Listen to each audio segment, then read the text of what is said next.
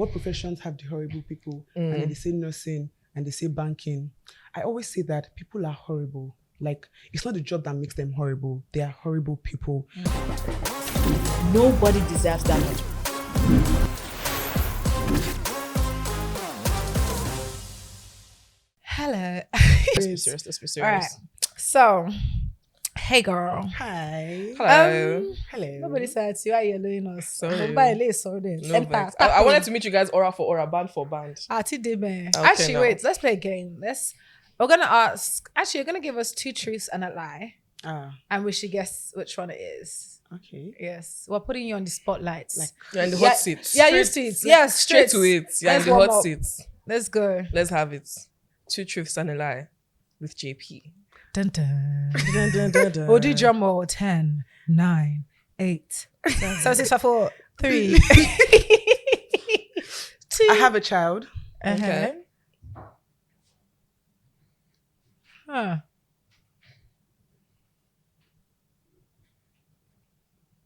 I'm a terrible cook. Okay. I'm a brilliant nurse. I would say I the know the lie. truth, Sha. No, wait, it's 2 truths and a lie. So Yes. we're gonna guess the lie. I think the lie would be that you have a child. Yeah, well, like, Bless you. I say, because you are an actual nurse, and I know you're a mixologist, and like mixology is not really, is it far from cooking? Or maybe that's why you can't cook, because you can drink. I like that. I'm going to say you're a terrible cook. Why do you think I don't have a child? No, but No, she said no. She I guessed the child I part. actually think the same, She but we're guessed, trying to see. No, so 'cause- anyway, like one person will get it, Sha. Yeah. No, Wahala. Why do you think I should think you have a child? That's most bad, so bad. Why do you think that I need to think that you shouldn't think that I have Why a do you child? think that I should think that you need to think that I should think that you I have think a I've child? won. Wallahi, what's it mean? Oh yeah. I know that I won. What's it won? Why do you think I have a child? No, I she don't doesn't think you have a child. anymore. She said I she don't thinks- even. I don't, no, I'm not doing No, it. she is guessing that you're I a think terrible Ole cook. I'm saying guessing that you don't cannot have a cook. child. Rice and stew. So Yeah, which cannot one she this. thinks that I have a child is true? yeah. Yes. So why do you think I have a How child? can you not have a child? Eh. So what's the answer? What is the lie? The economy is why I cannot have a child. You know, What did I tell Wallahi. you? Who wants You to know, change see the the nappy in this economy? you Have know, you seen see the this Do you know how economy. much Cerelac is now? I don't even use to I was saying that this is the economy where you can't even shame anybody for not having kids. If See. any mother-in-law comes to come and meet me and say, give my husband, See, my do you know son something? a Do child. you know something funny? Yeah, look at it now. This is 2024. iPhone Right. 16 Pro Max has come out. Before, normally everybody have been shouting, iPhone 16 I got Pro the Max. latest. Now Now everybody's saying unboxing. iPhone is a scam. They are just releasing the same phone The same every phone, year. is It's the it? same thing. It's not that. It's So the- I don't get money. Nigerians, But don't we have a way worry. of adapting to everything. See, When we don't have money, it is that see, iPhone is a scam. When we have money, it is that we're It's using the repetitive. latest. The button is different. My the dear. camera is different. My dear. But now that all of us are in the same in the same economy boat. together. We're in the I've same been pot of looking. soap. Nobody before that year normally Operation Olympics. If I don't do Even celebrity sef. 16 Pro Max, Everybody celebrity will just- come and show you. Oh, I this don't is even have my. iPhone. I'm using Samsung. I love it. I love it. I love it. But Okay, yes, I'm really excited about today's episode. You know, because we're with superstar Jaypee, and real quick, give us like a brief introduction. Tell us about yourself. Who is Jaypee? Obviously, no kids. Love that for you. So you love it for me. Yeah, Wow. love it for you because nappy is now Me, but I 15,000 love per it for bag. myself. My dear, I'm the only baby I know. Baby girl for life. her Period. baby. So tell us about yourself. Hmm. Again, Economy ogba kama. to introduce, You know. just give us the light version, the budget version. I'm JP. JP is from Jesu Pelumi. Oh, Not many people oh know wow! that. That's I what I'm didn't know telling that. you. Yeah. My first name is Jesu Pelumi. So the J is from Jesu, the P is from Pelumi. Cheese. And that's how we got JP. I like that. Yeah. I got that when I was in boarding school because there were like a bunch of Pelumis everywhere. So it was there like Pelumi which- short, Pelumi tall, Pelumi fat, Pelumi fair. But mine was easy because I was Jesu Pelumi. I was the only, Pelumi is mostly Oluwak Oluwak Pelumi. Pelumi, But yeah. I was Okay. Jesu. The one day somebody just called me JP and it just stuck. Now everybody calls me that, even my grandmom. Oh, that's cute. JP is a nurse. Mm. I'm usually very proud of that. I really like it. I'm proud of Are you a for nurse that. here in Nigeria? Before the T-Pain economy, right now. But yeah, I'm a nurse here in Nigeria. But I'm planning to run away for all of you. You pull. Who are you leaving I don't know behind? what Auntie, people I are doing told in you this I'm country. beside you. I You said, people go are and not. go. Who do you want to leave I behind? can't continue my life like this. So No. who should not call? Who are you leaving back? Men- for? People should build the country. Who's Be you? patriotic.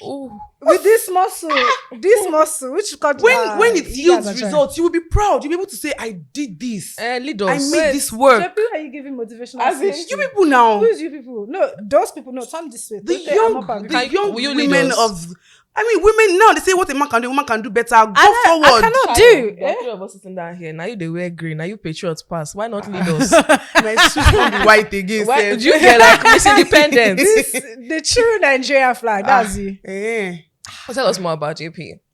Well, yeah, Jaypee is an extrovert. Although now I think that I'm preparing for marriage, so I'm becoming an introvert. Oh, so you want to do that whole marriage rebranding thing? Have you found Jesus? It's a lie. Have you So you But post I found Jesus. So Okay. now my past is my past. Okay. Never. Born again, Any daily man and wants fresh. to be with me needs to put something over my past, like this cutting. a cotton over and your start past. afresh. I love it. Branding. I love it. They see this pattern, they will take me seriously. My future husband is a lie. Don't let all those Twitter alpha males deceive you. I don't have a past. That's why your future husband don't be I using don't have Twitter. a past. So don't follow Twitter. I love that. But yeah, I'm a nurse who has a knack for the entertainment. I act. You know, when I find myself on set, I act.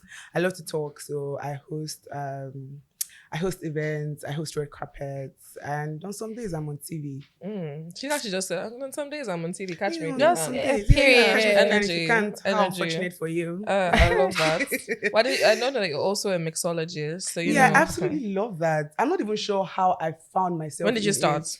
I started to put out videos early this year. Oh, But first. I started last year. I just woke up one day and said, "Oh, I'll buy a mixing set," and I got it. And for months, it was just sitting there. And then one day, I just started to mix. I don't know why. I just have a knack for mixing. It just comes very easily to me. I'm glad because I can't create get ready with me fashion like all the other influencers. So I'm glad that I'm I I found can't lie, that something. get me thing is hard. It's bro. hard, That shit is man. hard. It's hard. Though. Every time I want to do content for a brand and they say, "Oh, Chippy, maybe you like to do like a get ready with me, and maybe you just transition." I'm just like, I cannot mix drink and Another transition the banger. drink because No, I like that. I'm super proud of all the women who fashion come easily too because that thing is just hectic. It sets my camera, I stand up from the bed. I'll say, I don't stand up naturally. No, that one is not the fashion. That one is Yeah, lifestyle. that one is- See, Yeah, that's lifestyle. influencers That's and content even creators easier. that do that. Yeah. No, fashion When is they're easier trying to to do be like modest, Yes, so these are the fashion people is that easier. do get ready with me video. I feel She'll like she lifestyle even comes click, easier the for clothes you. disappear, click, you'll come back again. That Hey, is hard. All of this. Just Oscar! throw the clothes lifestyle. over. You do get ready with me fashions as well. But that's fashion now. Lifestyle is not the one that you wake up, set up your tripod, you Oh sleep, yeah, that comes you wake easier up. than And that's fashion. lifestyle. It's not easier than fashion. No, I Especially, consider it easier see, than I fashion. promise you, it's easier to film a fashion video than it is to film a cooking video. Fashion video, you need to let's say I'm filming with this backdrop. I have my tripod, I set it up there. You know that you're filming in one angle. Highest, if you need something else, you zoom in when you're editing. Cooking video, hey, you set it in front of your stove. You set it in front of where you're cutting because you're not going to cut. Come on now.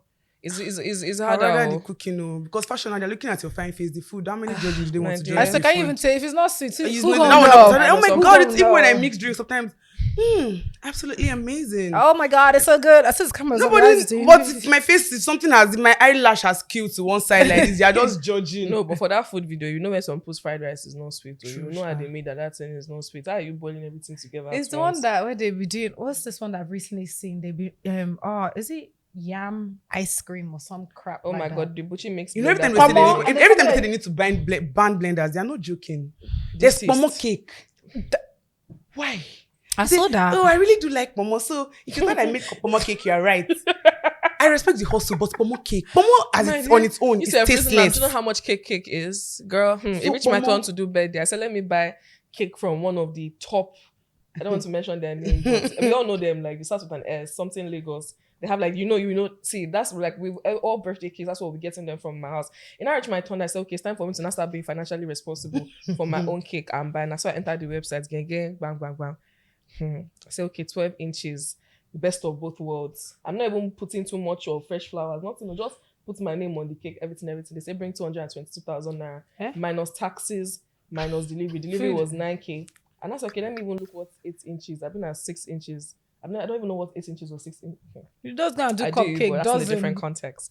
I said, let me see what 6 inches looks like, to eat it. cake, And then, cake wise. Cake wise, you get it. I said, let me see that one. By the time I calculated everything, tax. You are taxing my cake. Like what? Anyway, it's as well. But yeah, T-Pain it's was such sorry, a forgive pleasant. us. Like I really like, that you're here today with us. You're a nurse, you're a mixologist, a reality TV star. So just walk us through, because this is like everything you're doing. There's some people that say, okay, fine, I'm a fashion designer, I'm a fashion content creator, or I talk about fashion, I blog about fashion. It's all within the same field. But like everything that you're doing is so, one is like so, do you get like, you don't go far. Master of No, none. that's actually not the full thing. But that's not a bad thing though. That's not even the full thing. Jack of all trades, master of none, something. Yeah, there's another bit to it. Yeah. No, I don't believe that it's master of none. No, don't mind me. I was just... So tell us, like, how did you get like so many different interests and how are you merging them together? How did I become a nurse? I believe that God spoke to me in my sleep. Fairs? Believe it I or rate not. that. Are you an esthetician nurse or like a No, I'm a general nurse. I haven't specialized in any specialty at all because Nigeria doesn't have that many options. So like I said, I'm waiting to run away from people's country. You our specialize. We country. No, for you people. But yeah, my friends call me, or people who know me call me nurturing. And I think that's how I found myself in nursing. I've always had the urge to take care of people, to look out for people. And nursing was just it for me. I wasn't going to become a surgeon. Whilst I can stand blood, whilst I can stand the hard work, it just, in my personal opinion, doctors don't get the opportunities to connect with their patients that much. But I wanted to connect. I wanted to really be there for people. So nursing made sense, a lot of sense for me. Then I found myself in nursing and I realized, oh, I do like this. And it also works because medicine in Nigeria is not the most accommodating scene in that a lot of people don't find it easy to talk to their doctors, to their nurses. We're in a very judgmental part of the world. You can hardly go to a hospital and say, oh, I'm gay and have an infection from sleeping with a fellow man. There will be a lot of judgment. But I like the fact that people can easily come talk to me. Abortion is illegal in Nigeria. Sorry, say that again. Abortion is illegal in Nigeria. What? Oh yeah, it's illegal in this country. Yeah. How would I know? Like, why are you doing and then I say something like, you cannot ban abortion, you can only ban safe abortion. Yeah, you can only, so that's why people do unsafe abortions. Yeah. But I feel like people are comfortable enough to come talk to me about when they have problems. Yeah. I don't do abortions, but please, I don't say that that's why I'm safe to talk to. But yeah, that's why I know that nursing, works for me because but yeah, it's illegal. I'm surprised that you don't know this. That's why. No, she didn't grow up here, so I mean, that's why it's secret. That's why it's shameful. That's why there's a stigma attached around to it. Yeah. You can't just walk into a hospital and request an abortion, which you can do in the United States, for example. Like it's a punishable offense. It is. That's why there are so many unsafe ones Abortions, and there are so many problems after. I thought it was like, I sound ignorant. I thought the unsafe ones was because of money. I just assumed. No, it's illegal. I mean, there is that. That's why. So you're saying now in 2024, you got, let's make the worst of the worst. Let's say you got raped and you got pregnant from it. You're telling me you have to keep that. It's so unfortunate. So backward, so dumb. Very backward. Yeah, but it's very unfortunate. What about if you find that the child is going to have like diseases or it's going to come out so if you find out in a medical facility, depending on which you do, they would advise if it's what is humanely best, exactly. So if a medicated abortion is recommended medically, they can't go ahead with that because of safety. But then a woman doesn't need to, her life doesn't need to be under a knife distress for her to be able to take decisions about her own body. And I mean, I've always will be pro-choice, but I mean, look at where we find ourselves today. I'm very shocked. I'm sorry. This is wow. Like really, we're gonna be in 2025. I have to be begging for permission to take decisions. So the gap between medical knowledge and the people in Nigeria is very. I'm proof. It's very wide. It's very wide. Very, very wide. To be very honest, we're way backward. And the only thing that helps us now is that medical practitioners today are younger, are more exposed, have social media and all of that. And that's the only way that we're able to bridge the gap. And that's the only thing that helps. But when it comes to diagnostics, when it comes to other things, the gap is. I want to even talk about like stereotypes concerning nursing in Nigeria in particular. My blood go and just like this podcast will just take a different. Just pass to the ginger. I love it. Like if you ginger, we are ready for you. I go ginger back, aura for aura. But like I'm being very honest in like the stereotypes concerning nursing. And now when I'm talking about like concerning nursing, I don't even mean nurses of now because what you're saying is like we're more nurturing, we're more this, we're more that. Here. It took me 1 year to agree to become a nurse. Like I stayed at home for 1 year arguing with my mom that I was never going to become a nurse because I was convinced that nurses were like handmaidens for doctors. You're not wrong that that's the perception. In fact, you're not wrong that that's how they treat them, how they treat us. And yes, the difference is Nigeria, because abroad RNs are rated. And I always say that people who treat nurses like that, or who think of nurses like that, are people who have never had to be in a hospital, who have never had family members admitted, who have never had anybody do a surgery. Because if you experience that and you realize that, you really have to respect your nurses. And I don't say that just because I'm a nurse. Now, if you come in, maybe you have malaria, you come in, you go, you come in, you go. That's the way you see it, because you consult with the doctor, and the doctor comes and says, oh, Nurse Titi, because that's what they like here. Nurse Titi, please give this patient injection. So that's your mindset. The nurse checks my blood pressure and gives me injection. And that's where it ends, because you're an outpatient. But as soon as you have to be admitted for a surgery, for a life-threatening condition, for an accident, your perspective changes. Because you see your doctors twice a day. Twice for all of 10, 15 minutes. They do ward rounds and they disappear. That's it. But your nurses are the ones. See, when you do a surgery, when somebody is dying, when somebody has had an accident, your nurses are the ones who save your life. In an emergency, if you go into cardiac arrest, the first person beside you is a nurse. Half the time, the nurses have started CPR before a doctor leaves his office, which is probably downstairs, to come upstairs.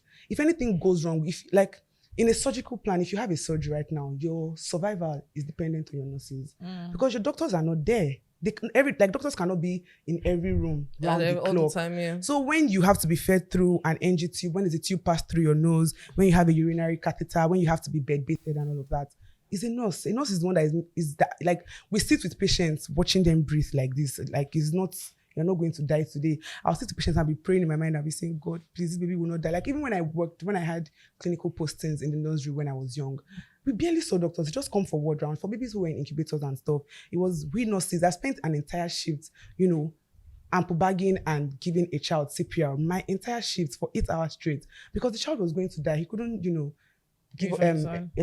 inhale oxygen himself. And I spent 8 hours just constantly giving oxygen to that baby. And that's what it is with nurses. Nurses are the ones who do it all honestly. And now they also think of nurses as one who do the dirty work. And again, it's Nigeria, because outside the country, there's something called nursing assistants. Yeah. There are those who are not nurses, but who go to school to learn how to be nursing assistants, who do the supposed dirty work, who bed bathe, who clean up after you, poo and all of that. But in Nigeria, nobody's willing to pay nursing assistants. In fact, they would pay nursing assistants doctors to do the work of nurses. That's another reason why nurses are disrespected. Because now everybody's wearing scrubs. Somebody that is fixing lashes is wearing scrubs. The person that is doing teeth whitening in your something is wearing scrubs. Everywhere I walk on the street, I'm just seeing scrubs in this whole Lekki. I see somebody who is doing skincare. They are wearing scrubs. They are mixing something. They are mixing skincare in their parlor like this. They are wearing scrubs. So now they've mixed it all up. And once you exactly with Hollandia, they are wearing scrubs. So now they've mixed it all up. Now every lady who you see wearing scrubs is a nurse. Now when you see a man wearing scrubs, you are certain he's a doctor. There's no way this one. Even when nurses say they are nurses, they are nursing creators on TikTok who say, oh my God, I'm a nurse. Everybody goes and say, oh my God, doctor, you're so fine. And he's saying, I'm a nurse, but no, doctor, you're so fine. Doctor, because somehow in their head, being a doctor is more of a big deal, but being a nurse is just somehow. And that's what causes the problem, because we can't differentiate. Nowadays, I feel like nurses are better because, like I said, honestly, we are younger. Like, social media has now opened our eyes to a lot of things. Everybody feels good. A nurse was on reality TV. They feel very excited about that. Oh my God, we can actually do that. But many people don't even know what to expect when they go to a hospital. You don't. And that's because we're in Nigeria. Outside the country, many people have an idea of what medicine should be like. Yeah. They have an idea of what medical knowledge should be like. They have taught a couple of things in high school. They kind of have an idea there. But in Nigeria, you don't know when they're giving you the wrong medication. You don't know when you don't even know what you're allergic to. Exactly. If I ask you, are you allergic to any medications? You don't know. Until I give you ceftriaxone now, and you start convulsing, and you're like, doctor, the last time they gave me that injection, I actually started it, but they say I cannot collect them again. So that's just the problem. It's it's an everybody problem. It's all of us. It's a systemic problem. Do you understand? When you go to the hospital and you hear the way your nurse talks, a part of you should let you suspect that this person which brings me to my next question about the stereotypes concerning nurses, because I would say older nurses, honestly, and maybe it's because of like a lack of exposure or like proper information and enlightenment, because I used to dread going to the hospital when I was younger because of how some nurses would act and some nurses would treat me. And I mean, even up until like my adulthood, because sometime in 2022 when I was in law school, I told you that I felt like really, really, really sick. I felt really sick twice. The first time was food poisoning. Second time I had like a proper illness type setting that year. The first time I was really down with food poisoning. I was vomiting. I couldn't eat. I took like 12 different, drips and all of that. And I'm on the bed and I'm lying down. And this nurse, I know that nurse comes in to check on me. You know that it's food poisoning that brought me here. I'm a human being. I will eat. And the next thing is, look at you. Go and make sure that you lose weight too. Go and make sure that you lose weight. I am not in the hospital for anything concerning my weight. I'm not in the hospital for anything weight related. I'm sick. I'm on that bed. I can barely eat and I need to eat to take my medication. And you're coming and you're saying, oh, after you recover like this, make sure you go and work out and lose weight. Make sure you go out and work out. First of all, that is not your purview. That is a very invasive thing to say to me. And I found it very disrespectful because it has nothing to do with you. My illness is not, I'm not here because of anything weight related. And honestly, I grew up, and because of how they would shame you over the smallest things, I grew up hating going to the hospital because they'll make you go on the scale. Guys, so now even like some childhood trauma part of me will not allow me to climb the scale, to be very honest, because of how they would just act and vilify you, even down to things about like sexual health and well-being. A young girl is going into the hospital. Obviously, like you said, your nurse is like the first person you contact, and you're speaking and you're having conversations, and this older person is there shaming you, vilifying you, making you feel some type of way, making you feel like because you're bleeding or you're staying, there's this kind of problem. My mom told me the story of my birth, and apparently the nurses plan to charge some crazy stupid amount of money to, I think they do, there's a stitching that they do after a woman puts to bed and all of that. And it's, I mean, I want to believe that that's not the case now because of younger nurses, compassion, exposure, but we can't lie that it's not. It hasn't been a problem, and it still isn't happening now. So, do you know what I like to say when they say, "Oh, what professions have the horrible people?" And then they say nursing and they say banking. I always say that people are horrible. Like, it's not the job that makes them horrible. They are horrible people. And this is not me defending the career. This is me saying this because I've had a coursemate in nursing school, and all of us have had coursemate used to say, when this girl becomes a nurse, she will be horrible. Because if you were your peers and you were that nasty, gosh, when you become a matron, your patients will see fire. Now think of our parents' generations. They were, for lack of a better word, mean people. If you wear something on the road, a random mother will stop you and judge you. A random mother will stop you and slap you. A random mother, they believe in all this is community. It takes a village to raise the child. It is that thing that filters into their jobs. I'm not defending them. It is tacky. And now to make it worse, even we as nurses, there's a stupid hierarchy. And that's why I never practiced in a federal hospital, because the hierarchy is matron. When you see them walking, you stand up. If they go out and come back inside now, you stand up again. If they step out and step back inside, you stand up. Ain't nobody got time for that. I can't use half of my shift to stand up to say good morning, sister, good afternoon, sister. But that's what they do with patients. They forget that you are not their child. They forget that you're just a patient. It's different now slightly because younger nurses work in private hospitals, private establishments. Private establishments have a certain standard to maintain. There's no way they're collecting millions from you and their nurses want to disrespect them. Also, you are held accountable. If you as a patient goes to tell my MD that I disrespected you, my MD will come in front of you and clear me. So you know that you are getting value for your money. But if you go to general hospital, I don't know who you want to complain to, except you want to go and look for someone in his office. So they get away with it. That's the unfortunate part. They tend to get away with it. Unfortunately, like in the federal space, let's say that there is no accountability. There's no accountability. There's nobody you are reporting to. Also, they are too overwhelmed. They're not even finished handling all the emergencies that they want to come and be handling. One matron was rude to you. I'm sorry, it's unfortunate. I really wish I could do something about it. But except that generation of nurses finally, filter out. Although we still have some mean ones among the young ones. The difference now is that people are starting to, know their rights. When you overstep your boundaries, a patient will clear you back, for lack of a better word. If you talk to me anyhow, they would clear you instantly. Funny. What I want to say is that you sound so, like, obviously, like, having this, like, a few minutes we've had this conversation, I would say you're very, very passionate about what you do. Well, everything you said so far, you sounded like really passionate about it, and you're very passionate about nursing.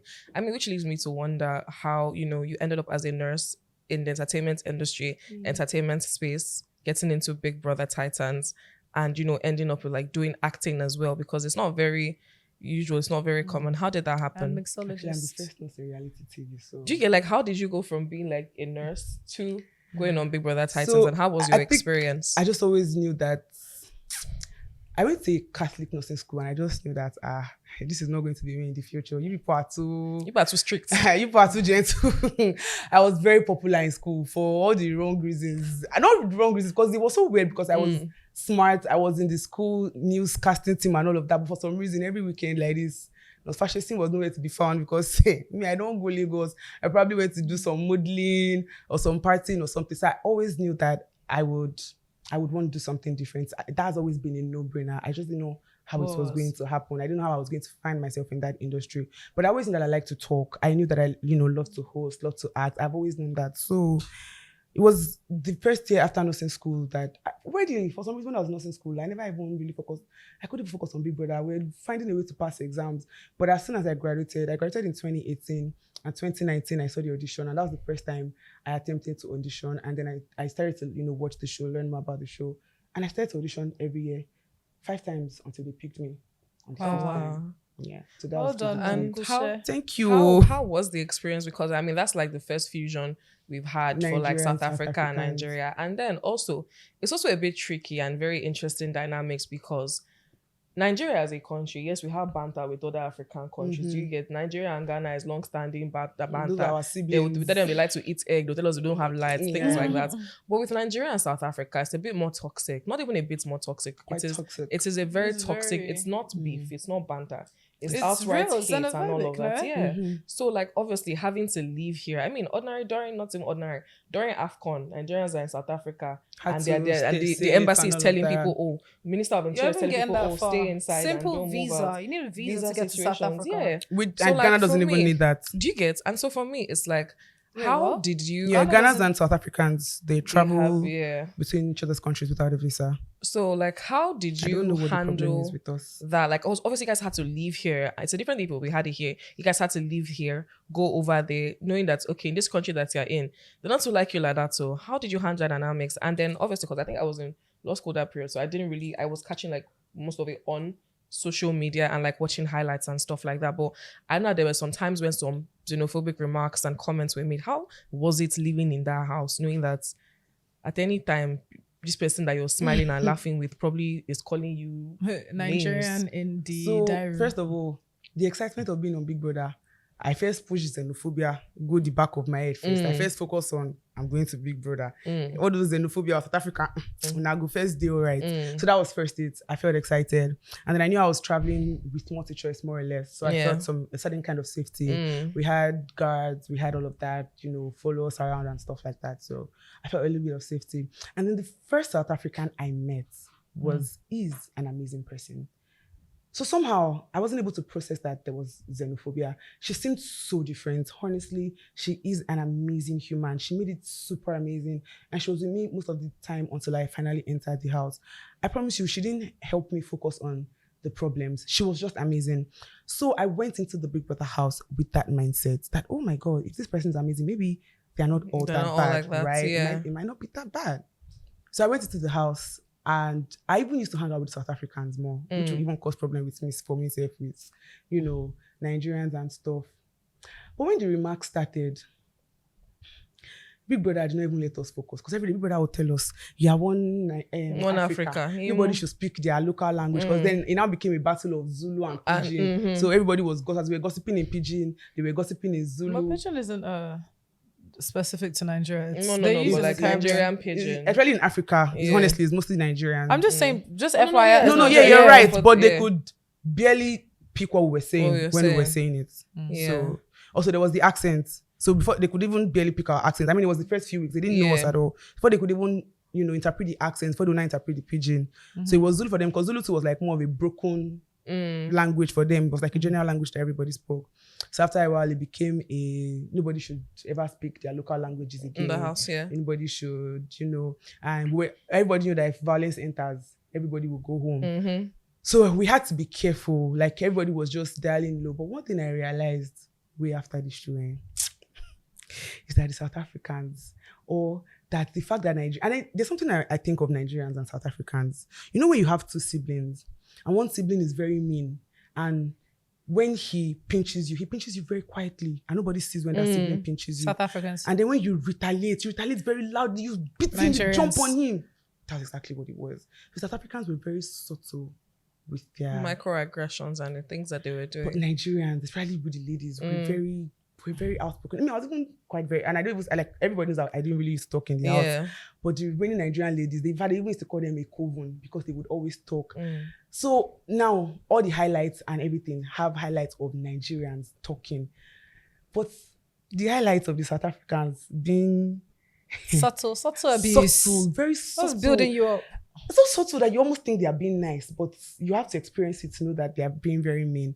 And I realized that after, it kind of, would I say, affected the game of the Nigerians, because in our bid to not overdo, in our bid to avoid that reputation that we had, you know, we tried to be a tad gentle. We didn't give too much. I was talking to some of my fellow house colleagues, like, if they do this speak for that Titans again, say nobody go pretend anything, make everybody come, aura for aura, because we really did try to like watch it. And it was later with time, over time, that we started to realize, oh, no. In fact, the very first nominations, Nigerians were like, let's not be bad people. So Nigerians were nominating fellow Nigerians, so that it's not be as if we came there to nominate. All those South Africans like this, they nominated two Nigerians who were even doing one Nigerian, one South African. Everybody they nominated like this. All of us stood up, probably like few South Africans, everybody else that was up like this, Nigerians. I know that's one reason why they paired us, because they just think that if we continue like this. That. So yeah, it wasn't too bad for me, because I really wanted to, you know, get to know them. What would you say was the most xenophobic thing you experienced in the house? Like, I mean, because one thing I've also come to realize about reality TV shows is what we see is reality, quote unquote, but a camera can only show one scene at the same time, and we can miss out on things. So I feel like a lot of things, and obviously they were the host country, so yeah, narrative go day different. But like, what was the most xenophobic thing you would say you experienced being in the house? Xenophobic. Me, I would like to use English and call it cultural barrier. I used to speak that English. No, because if you say cultural barrier, that one implies, oh, maybe I don't know you. Like this one is like, no, it's actually that's what I want to call it. Okay. It was just a little bit of a cultural barrier. Let's just say just a little bit. One was the food. There were always nasty remarks about the food, and it was so unnecessary, because we couldn't even, like, it was, we're two different countries. We would barely be able to stand each other's food. If I go to Kenya, I can't stand their no spice food, but I won't come out and say, oh my God, the food is nasty. There was a lot of that. It was always some, pardon my French, shit to be said. We tried, nothing we tried. Yam and sauce, it was something. Noodles, it was something. It was always, we could never do it right. This is my issue, right? I feel like Nigerians, on a normal day, we tend to be proud and bold with Nigerians with this. And we're almost quite nurturing about our own, you know. Yeah. We will not try to bring our own down, and we will not go out of our way to bring a fellow Black or African down. Yes. However, it's not the rest of Africa hate us. Yes. I feel like if Africans could have it that way, I genuinely feel like they will vote Nigeria out of Africa. Definitely. And I don't understand why, because maybe because I'm Nigerian, I may not, I may like, be a bit I just have solidarity with my fellow Black people. MTV, I don't know why South Africa in particular has a beef with us. No, I understand why they have a beef with us. They're an amazing country. No. So that's the thing. South They're Africa's amazing. issue. So why would they have beef? When I say amazing, I mean like they are forward, like the English has run away, but they're very practically the white. Yes, developed. And they have an amazing country and an amazing culture. So do you think they might be, I feel like, so why do they have beef with us? When I went to South Africa, especially since we're like completely, like, we're far now. We're too far. So when I went to South Africa, right, we went to a club, and the girl, you know, as you're just mind your business, the girl next to us was like, excuse me. I was like, hey, I did club it, because I was like, yeah, right. Like, it's like, where are you from? I was like, oh, I'm from Nigeria. She's like Nigeria. She's like, no, you're not. You have an accent. I was like, oh, I'm British Nigerian, but I'm Nigerian first. It's like, oh, don't say that around here. We don't like you people. Oh, yeah. I said, girl, you're going to come on my table. I was saying I should not say I remember when I traveled with him. And the joke is... And he would always tell me, Pelumi, because I'm always quick to say, oh my God, I'm not from here, I'm Nigerian. When he called me to say, I said, Pelumi, as you're going like this, just don't say anything. Don't introduce yourself. Just enter the cab and go away. I was always so quick to say, oh my God, I'm from Nigeria. Nah, they don't want to hear it. Like the girl literally, and it wasn't even like different nights we went out, like people were like, oh my God, you guys, where are you from? You're so beautiful. I'm Nigerian. It just changes. They literally, she was like, I think one of the major problems is that, so you know how Nigerians are able to adapt, settle anywhere and make a lot of money. I've been on South African TikTok a lot this week. And there was a lady that posted just yesterday, about dating a young Nigerian man. And you need to see all the comments under her post. Calling her Jolofina, saying, is he hungry? Because she sent a lot of, she posted credit alert. Like, she just said she's hungry. And apparently they have beef with, so they first have beef with Nigerian men being successful over there, and they're saying that, oh, it's not clean hustle they are doing, they have to be doing something dirty, and then why are the girls dating Nigerian men, date your own men, and I'm just like... So 100%, like I was gonna say, that's the reason why I feel like South Africans don't like Nigerians in the first place. Yeah, being there and seeing how South African men treat their own women is very scary. Like the guy was on with a girl, she fell, but what kept walking? It was us that were like, "Are you okay?" We tried, like the way South Africans treat their own, and then the way Nigerians treat South Africans. I understand why they hate us, and it's so crazy because they are crazy about they treat themselves. They're crazy about the white people in their country, like. Culture appropriation now. Would you not be crazy about the... That's... Anyways. I just think it's... Yeah, I mean, because to hear now, like, because what we saw on TV... now getting to listen to your experience firsthand, and then there was like a lot of whitewashing, and then one person or one party is being vilified and made it look like, oh, you people are the bullies, you people are the this, you people are the that. About what you said about that's the Nigerians will not protect. Same as how I feel like Big Multi-Choice should have done a better job of protecting, because it was Nigeria Big Brother. I feel like they did not do enough protecting Nigerians in South Africa. No, it was a merge. They're not Big Brother. There's a Big Brother Mzansi. South Africa did enough job to protect their own, because when they were being xenophobic, when they were being racist, they managed to edit all these things out. But Nigeria did not do enough to protect themselves. They did not do enough to protect them. I personally feel. Let me ask you a question. Yeah. If you could do that again, would you? Absolutely. The same experience. Obviously, would you do things differently? Hey. What would you do differently? And first, I was a very sweet girl on that show. I was very gentle. And I just realized that when Mom Vlogger said, good girl, no, they pay. You don't pay for nothing. If I go back there like this, fire for fire, violence for violence. I was and it's okay because people were like, oh, Jaypee, you were so sweet. Oh my God, Jaypee, you're such a good girl. But Jaypee, being a that's not me. I mean, Jaypee, why you always a good girl? I heard some of you. I'm feeling spicy. You know, you're my name, Jesus Pelumi. Jesus is with me. I don't do such things. You know, you're saying some stuff that they were like, on live television. It was just medical knowledge. How she was feeling sexually. It was just medical knowledge. That's not medical. I was educating. I'm feeling tingles. I'm feeling. I'm shocked. No. You're not a good girl. I was educated. But now, speaking about that, do you think people should be like more open to having conversations like that? Oh yeah, absolutely. That's why the white country is the white country, and we are Nigerians. People need to, so many things need to no longer be secrets anymore. Like, at this rate, how will it not be secret when abortion is even illegal? We need to be very realistic with our expectations. But how do you think now that we can have, because I mean, like these conversations, I don't think sexual education isn't just something that should start from when like you're old or you're old enough to start having sex, because unfortunately the world doesn't work that way. They don't wait until you're legal for you to start learning about these things. So at what age do you think is appropriate for people to start having these conversations, and how do we ensure that these conversations are had in a way that is educative and informative and not lewd and scarring, especially to like younger people? At what age? I was going to say, as at 9 I was in high school, so I would say 9. But I also know that from primary school, kids were touching themselves. Yeah. There has been the world has a lot of things where inappropriate things were happening. To be very honest, people were touching themselves. The only reason, like, what do you mean, like sexually? It's not a Gen Z thing. No, I'm saying if she's saying from her when she was 9. Now imagine what Gen Z is now. Oh yeah, we'll be doing now. Do you get what I mean? If she's saying from when she was 9, that was happening. So I don't think there's an age, to be honest. I feel like once your child can begin to communicate, you start to say the littlest things. It's why children are abused and they don't realize that they are abused. You need to let children know that your breast is your breast. It's your private part. Yes. Nobody, even your mommy, shouldn't be touching it. Your vagina, like your vagina is your vagina. Don't call your it penis, your testicles. Let them know that these things are problems. Like nobody should be touching them. Daddy shouldn't be kissing you on the lips. And I'm sorry, I know that I say, oh, I'm a father. What will I do wrong? Honestly, just don't kiss your child on, like, so that they don't get used to these things with uncles and stuff. And I'm of the opinion that children mature differently.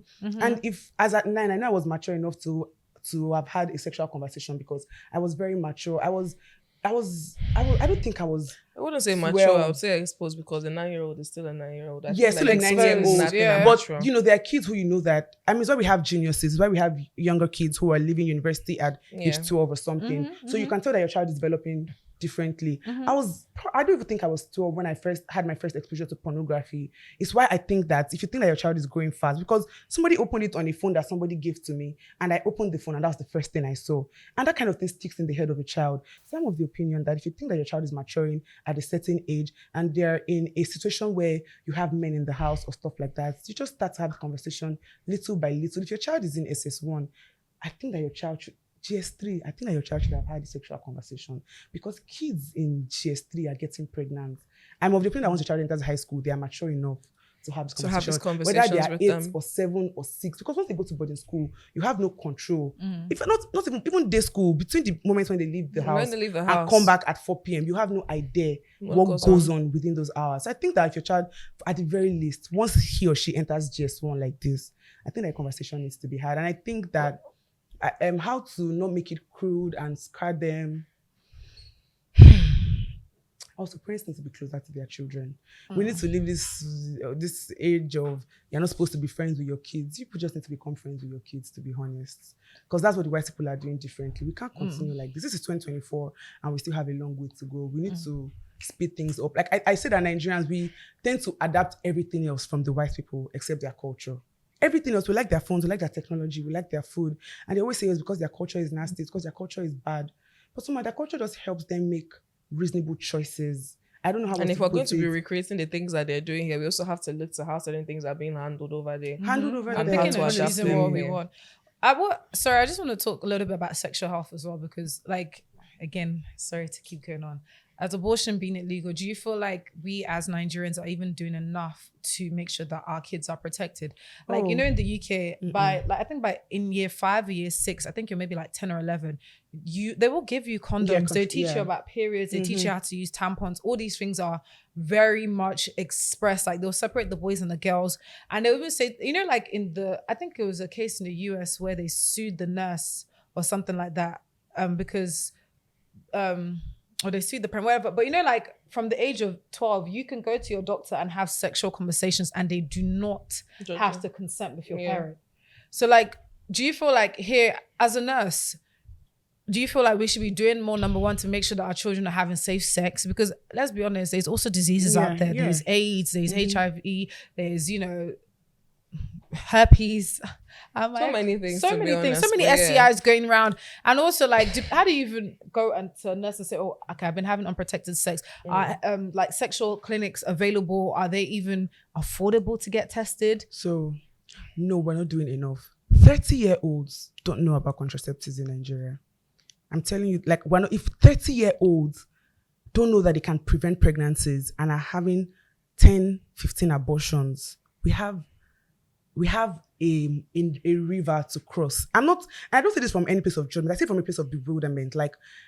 People don't know that there are contraceptives that they can use, and people cannot visit hospitals because even as a young lady who isn't married, I'm not convinced that you can walk affordable. Yeah, we have primary healthcare centers. They are affordable, but will you not receive judgment? I don't know, because they have older nurses and, more archaic mentalities. And I know that as of last 2 years, my friends will still call me to help them get contraceptives, to help them go somewhere, to help them ask a certain question. Because everywhere you go to, even Femicide, if you walk in there and say, oh, I like to get a post pill, everybody's just looking at you weird. Because I'm like, why are you looking at me weird? I'm an adult, I'm allowed to get post pill, I'm allowed to get condoms. But it's just what it is. Nigeria is just a hush place. Everybody's just judging. Everybody's doing it, but nobody's saying what can we do? I think because I guess it starts with you, a nurse. It starts with us essentially. How do we make having this talk about sex less judgmental, less uncomfortable? How do we? How can and another thing is I feel like being a woman going online, we get comments all the time. We're like, oh, how can you be talking about talking to a married man like this, bruh? He said he was single. Listen to the damn conversation. And that's just even. He literally said, oh, I'm single. I'm looking for. And they're like, how can you be talking to a married man like this? That's just conversation. So in general, I feel like even trying to even have the conversation about sex as women, it's almost, you get that judgment oh, you should, that's why you're not married, you dirty harlot, something. Me and Bridge, they used to call us anything, you are share white babes, or you don't know anything. bro, I just asked, excuse me, sir, where's the mean? where's cough medicine? I'm sick. Like they used to just throw insults, and you're like, a Nigerian man's favorite insult for a woman is you are a prostitute, you are a shewo. I cannot even ask for daily 2K. I'm having trouble. GTB is messing up everybody, as you know. God forbid you ask somebody for the car, you prostitute. That's what you used to do. Like, so automatically Nigerian discriminate or belittle women with sexual insults. And now we're now saying, how do you even have those conversations? Because there are a lot of things happening. There are women getting abused and they don't know who to go. There are women getting abused by their husbands. And where are the safe centers for you to go? You can't even go and call your mom because how can you come home after they paid us bride price? We're not going to return the money, return back. Like, I've heard of situations where the guy has finished beating her black and blue. She's running away to her mom. The mom has come to drop her back. Drop her off. So that's even just a whole. These conversations, unfortunately, will not be had in schools, no primary schools, no secondary schools. Before they will start to do very better, it will take a lot of time. Also, doctors tend to say that they have too many patients to attend to. So they don't have enough time to start to converse with every patient based on their major concerns. They just want to treat the symptoms and leave. I think that the best that we are doing now is having medical people who are coming into the entertainment space and who are doing all these health tips online. And I think that that's a good idea because and making now that knowledge easier and accessible. Easily accessible. And I like that now because everybody loves social media. So I roll with that idea because I feel like right now social media is the best way to disseminate information to anybody. I promise you, nobody's going to. Also, even if they do it in school, kids hardly listen in school. Kids, even in the hospital, you feel so, because you're directly in the person's front, you feel uncomfortable. You feel, but when you're watching it on a screen, they're not judging. There's that anonymity. They're not, it's anonymity. People come into my DM secretly to say, oh, I think I have an infection. I think I have this.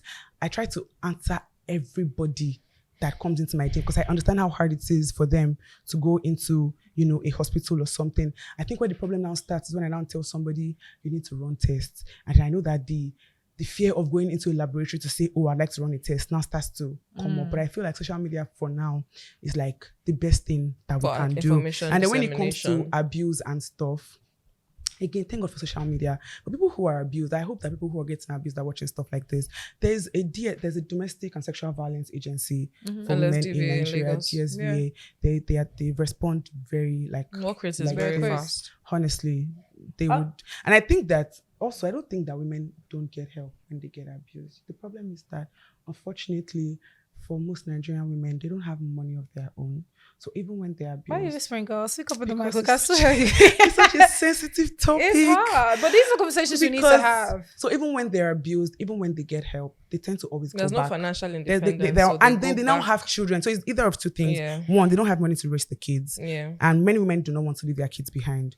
9 out of 10 women will not leave their kids behind. Although now, women, if you're listening to me, leave the kids with that man. Let him to raise them. Let him wake up in the morning and cook food and buy for them and put uniform. All this, I don't want to leave them. If they suffer, they will be all right. They are kids. Go and live your life. See, that's why men just do anyhow, because a man will beat you, cheat on you. You will now run away with the kids. You will not be suffering. He will not be glowing. One day, leave the children with him. Leave them for 1 week, 2 weeks.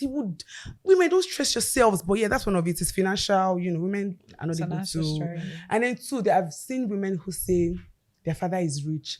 Why do they have to come and suffer when they can be enjoying their father's money? And if he marries another woman and she gives birth to other children for him, the other children will enjoy the money that he has made. And then the children will now be suffering here. So that's why most women tend to go back. Not even because of, shame or anything anymore. It's now the children. What would we do? What would I do? How to stand it and all of that. I mean, I would say that generally, these things are issues, and I would support, having more and more conversations like this. Absolutely. And definitely we would love to have you come back again to have another conversation. I mean, we can go full, proper, in-depth into this, but to round off the show, I would just ask, tell us what's next for JP and what should we look out for from you in coming months?